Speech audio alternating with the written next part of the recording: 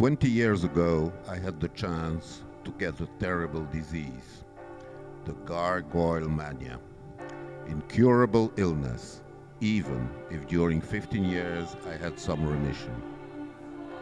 Today, the beauty and the strangeness of these sculptures has conducted that the illness has again taken hold of me. So, I restarted seeking for these strange creatures. Sometimes they will be grotesque, sometimes frightening, and even sometimes with tender grin. During my little talk, I will try to inoculate the virus to you. And to do this, I will start with the legend of gargoyles. A winged dragon in terrifying aspect haunted the banks of the Seine, spitting fire and sadness in its path, terrorizing the inhabitants of the neighboring town of Rouen, who sacrificed a victim each year to curry favor with him. In the year 520, a priest named Romain began to free Rouen of the gargoyle, providing that the inhabitants get baptized and build a church. The gargoyle was overcome by the sign of the cross and put on a pyre. While the animal consumed itself, his head and neck, hardened by his internal fire, did not burn and were exposed on the ramparts of the city, being so of use as model to what will become later the big cohort of gargoyles. All started when the construction of Roman churches were slowly replaced by Gothic churches at the end of the 12th century. The gargoyles appeared, in fact, beginning of the 13th century. But in fact, they existed long before. Pompeii, Greece, Far East. On the walls and towers of Gothic churches, you will be able to discover lots of sculptures. Among them, some gargoyles and also some chimeras. The difference between them is that gargoyles are there to drain the waters of roofs, being the end of a complex system of gutters, while chimeras are purely decorative. Starting with a systematic and exhaustive catalogue, unfinished today, the sole result obtained was an incredible number of questions. Unfortunately, every time I tried to answer a question, it was leading to new questions. Today, we are trying to establish a course of action and a goal for the study. As a matter of fact, at the beginning, we thought being able, starting from a certain cathedral, for example, to follow the stonecutters, having worked on the selected sculpture, as they were going from one church construction site to another. Alas, the names of the craftsmen are not recorded anywhere. Another difficulty comes from the fact that very few gargoyles survived in their original state due to the vicissitudes of time.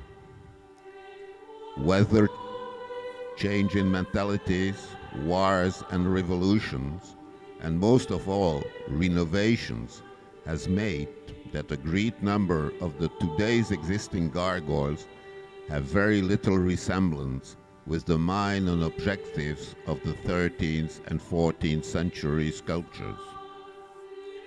The nowadays renovations, made with reconstituted stone, if not simply cement, have not at all the beauty and the originality of the works created during the construction of cathedrals, basilicas, and other buildings. The first questions that arise, or the elements of searches, would be: how and why do we find similar subjects in places far away from each other's? Why certain constructions are with grotesque and or terrible subjects, while others have only animals reproducing the reality? What was the influence of the lapidaries and the bestiaries published at that time on the imagination of the artist? These are some lines of thought for the continuation of our study. Others will appear certainly as we shall try to answer these first questions. By trying to establish a classifications of gargoyles, it seems that the first classification will be based on the creation date.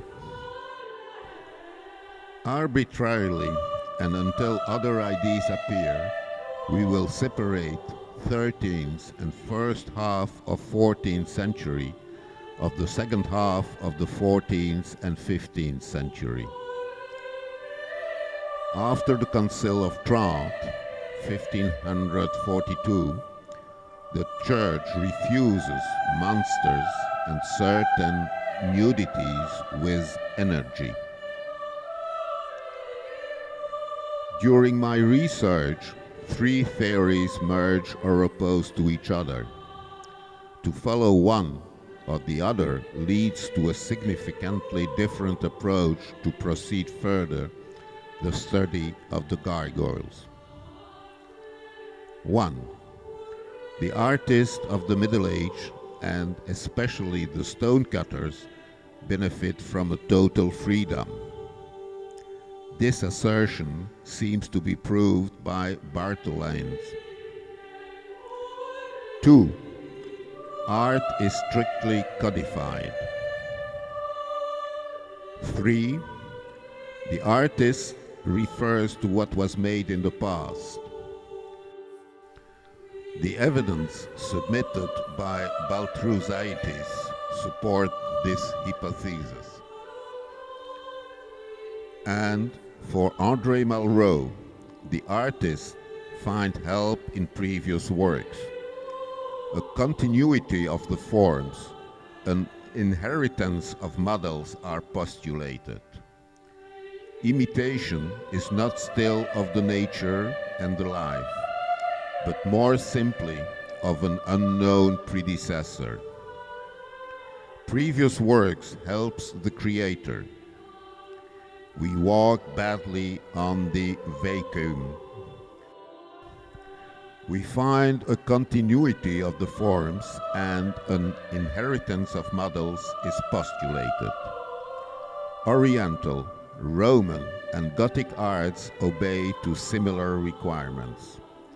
Nevertheless, precise forms and not only principle have been taken over by the Occident. Mythical symbol of the gargoyles. Diverse interpretations of the symbolism of the gargoyles and the chimeras exist. Satan, the evil, represents the worst enemy in Christian religion. A way was needed to take away this one from the church, house of God. Gargoyles were the guards of the good, and as such the warden of the churches. Their terrific appearance was there in fact to remind the heretic, the non-Christian, the enemies of God as a rule, that the divine protection was already on the building. The legend tells that the gargoyles roared at the approach of the evil, whether visible, wizard, enchanter, demon, or invisible. Paradoxically, they could have for function to remind the believers that salvation was only inside the church, and that demons were not allowed to enter. They warned the Christian against the temptations of the outside world. Water being a symbol of purification in the Christianism, they could symbolize the ablution of the sins of the Church by rejection of the soiled waters. Towards the beginning of the 13th century, when roof hoppers or gutters were placed, had as a result that gargoyles were put at the drops of the attics. Until then, the water of roofs drained directly on public roads. At first, gargoyles are wide and few. The architects of the 13th century recognized that there was a considerable advantage to divide waterfalls. As such, gargoyles were multiplied, and by multiplying them, it was possible to cut them finer and slimmer, and the sculptors seized these striking stones to make a motif for decoration of buildings. Let us now look a bit closer to these different gargoyles. Zoomorphic gargoyles.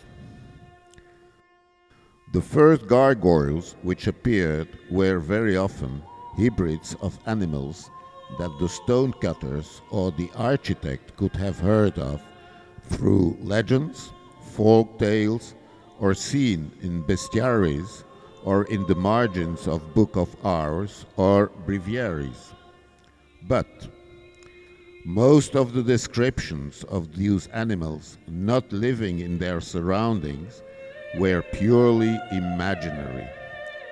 They made, of course, also hybrids of well-known animals living in their surrounding. Sometimes the hybridation will use human parts, and sometimes they will represent well-known animals without hybridation. Very often those animals receive wings. Reason for this is still largely discussed, and we will just appreciate the beauty or horror of them. The dragons. The dragon is the representation of the evil. If they are found in very large number, they are all different, but they all have a pair of membranous wings, like the bat, animal of the darkness, chaos and evil. Unlike those of the birds and angels made of feathers, the wings remembering that Satan is a fallen angel. They have 2 or 4 paws with claws, a long reptile tail, a bestial and cruel head with long snout, strong teeth and ferocious expression. Are they the evil himself or apotropaic little devils? Phallic symbol. A great number of gargoyles show animals or hybrids with rather big phallus. The reason for this is probably due to the remaining of the Priap cult. It is astonishing that only animals are represented with giant phallus, and to my knowledge, no humans. Well-known animals. The ram appears very often on the walls and can be peaceful or not. According to bestiaries, the ram, leader of the herd, offers analogies with the church princes. But you will also find goat, sheep, cows, lions, birds, dogs, etc. All of them having their symbolic meaning, but it would be too long to enumerate and try to explain the whereabouts of all of them. Animals will also be represented in human activities, like musicians.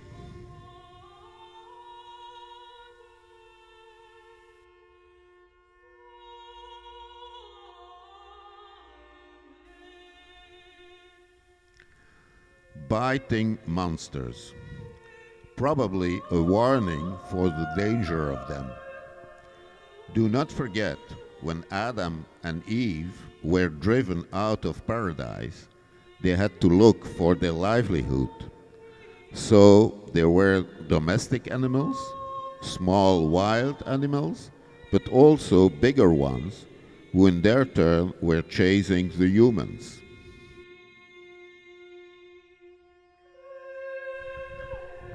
Anthropomorphic gargoyles. This type of gargoyles are in far less numbers than the zoomorphic ones.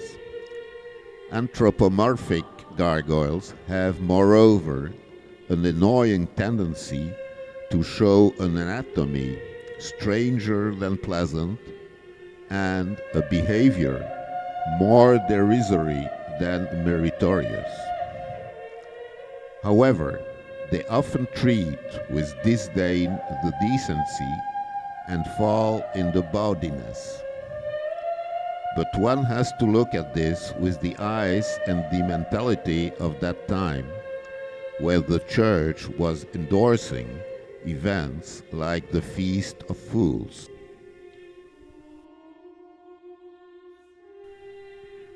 Mouse pullers. The significance of the gestures and grimaces displayed by many gargoyles and grotesques is lost upon us nowadays, although it is a fair bet that their medieval makers intended something offensive. Tongue pulling and nose rubbing are said to have a sexual connotation. The hair puller and mouse puller could be designed simply to frighten or amuse, or there might be a deeper lost meaning. Some scholars have suggested that the mouse represents the vagina and that pulling the lips apart is a sexual gesture. But what does it signify? Invitation or offense? Tongue pullers.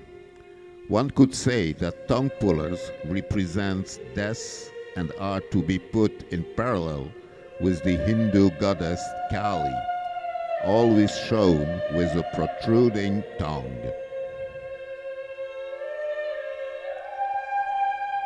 Man roaring with hands on head.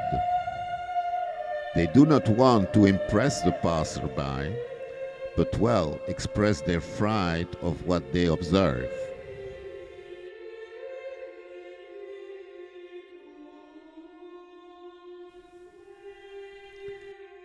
Scatological gargoyles.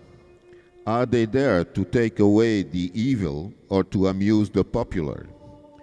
It is probably because the educational virtue of the bad example almost totally disappeared after the Council of Trent that we have so much difficulty to understand the place of the outrageous images at sacred places.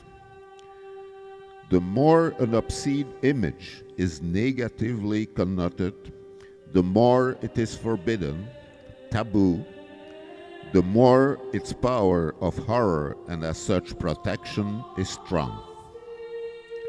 Maybe should we remember that in the Celtic tradition, the Sheila na gigs existed long time ago, and that these figures were much honored. Man of the Woods. The men of the woods were thought of as a degenerated shape of man having let escape the internal animal. Violation of the morality. Acrobats, drunkards, fools. We could of course go on and on, but as already said at the beginning, every door you open on the subject leads to plenty of new doors, and at a certain moment you have to stop, rest and think about what you have seen.